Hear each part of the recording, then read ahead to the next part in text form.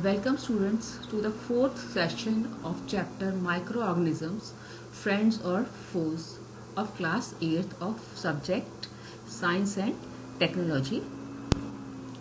Today we will start with the topic microorganism as foes. We will study harmful effects of microorganisms. Microorganisms, they can cause diseases, they can cause spoilage of food, they can cause adverse effect on the clothes and leather. They can spoil our clothes and leather, shoes or leather, other objects, means articles made up of leather. And disease causing microorganisms, they are called pathogens. You have also seen that our tooth sometimes cause decay and cavities, they occur in our tooth. That is also because of the microorganism. Because bacteria, they grow on food particles that may be lodged in between our teeth, means leftover food in our teeth, they grow there and then they produce acids, and these acids, they corrode the tooth enamel and cause cavities in our teeth. And these microorganisms, when they grow in water bodies, they consume the oxygen which is required by aquatic plants and animals, and as a result there is decrease in the content of oxygen in that water body, and this causes harmful effect on the growth of aquatic plants and animals.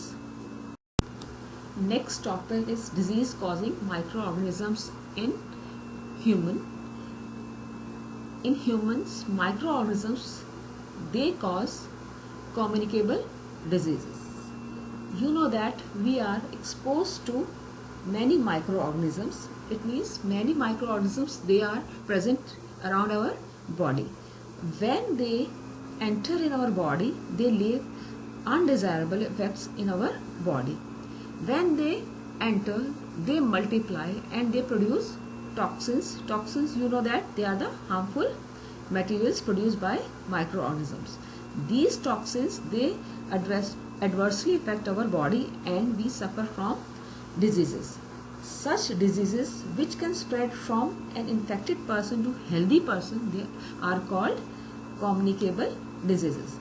Communicable diseases, they can spread from one person to another through air, water, food, physical contact or insects. In diseases like tuberculosis and pneumonia and new disease that you are hearing nowadays, COVID-19, it also spread from infected person to healthy person.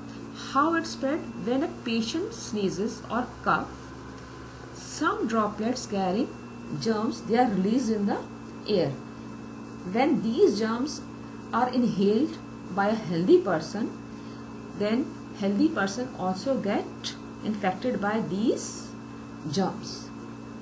And the consumption of contaminated food. Contaminated food means which is not clean or which is not properly cooked, or the food which is not, vegetables or fruit which are not properly washed. They can also result in diseases like cholera, typhoid or hepatitis. Different types of insects can also spread various diseases. Malaria is spread by female mosquito, and the name of that female mosquito is Anopheles. Dengue is also spread by mosquito, and that mosquito is Aedes mosquito. Plague, another disease, it is spread by rat flea. Diseases like common cold and conjunctivitis can spread by physical contact directly or indirectly with a patient. Now, infectious diseases caused by microorganisms. We will study about the diseases which spread by different microorganisms like bacteria, virus, fungi and protozoa. First of all, diseases caused by bacteria. They are tuberculosis, diphtheria, cholera, tetanus and typhoid. Tuberculosis, it is the disease of lungs. Diphtheria, it infection occurs in throat and person is unable to respire.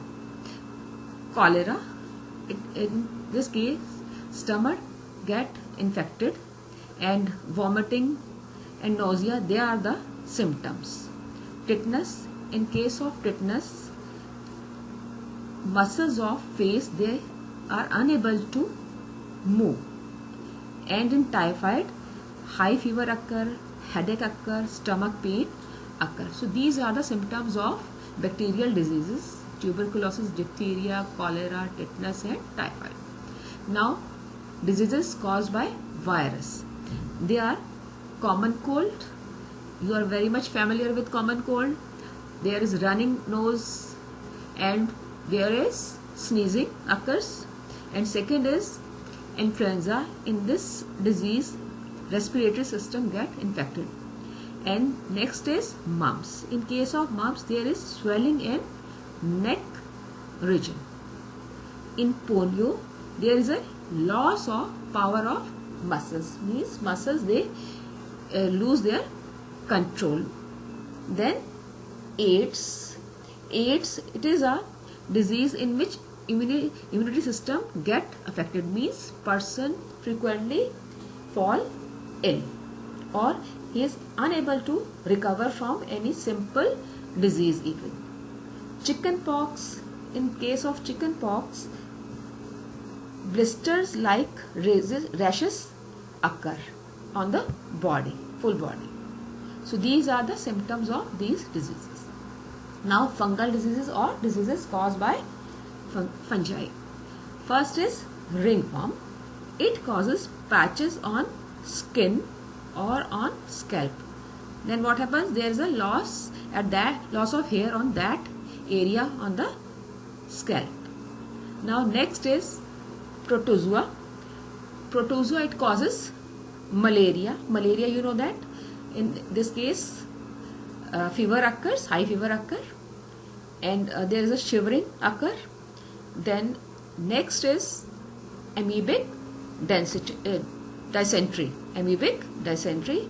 Here in this case, pain in stomach occurs, diarrhea occur, and there is a loose stool occur.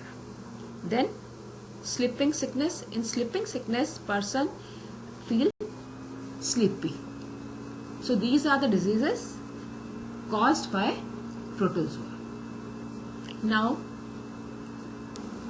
modes of transmission of pathogens, means how harmful microorganisms spread. So one mode is air. Through air, actions like sneezing and coughing, it cause transmission of diseases like tuberculosis, common cold, influenza, swine flu. Nowadays you are also hearing about the COVID-19 that also transmit through air. Then second mode is water. Using contaminated water, means not using potable water when water has some unwanted substances in it. It causes typhoid, amoebic dysentery and cholera. Then third mode is soil.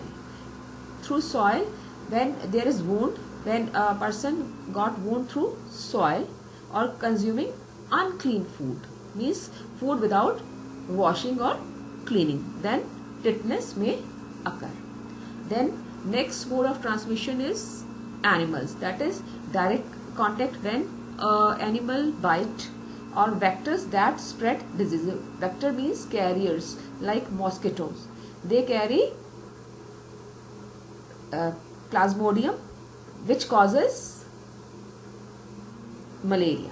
So diseases are rabies and malaria. Now it is assignment time.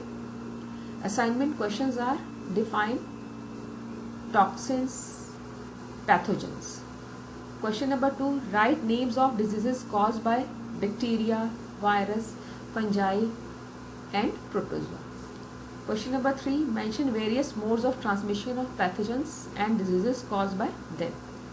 Question number 4. Give various methods of prevention of diseases. That's all for today. In the next session, we will study about the diseases of plants and animals. Thank you and have a nice